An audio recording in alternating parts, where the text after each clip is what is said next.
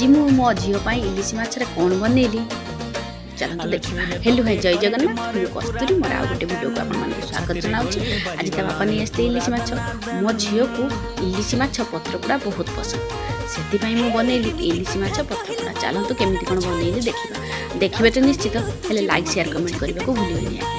आगे पकईदेली अदा रसुण पेस्ट दही सोरिष कंचा लंका बटा सोरिष तेल लुण पकई भल भाव गोड़ेदेली आगु हल्का भाजी रखी माछ को कंचा लंका दे पेस्ट दे गोड़े कदली पत्र एमती भल भाव बांधिदेली।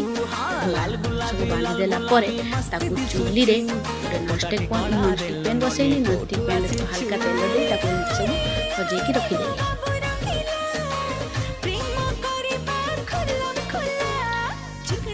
मो वीडियो जब भल लगे आप लाइक शेयर कमेंट करेंगे भूलिए आज्ञा। बसैला एपट सेपट करदेली।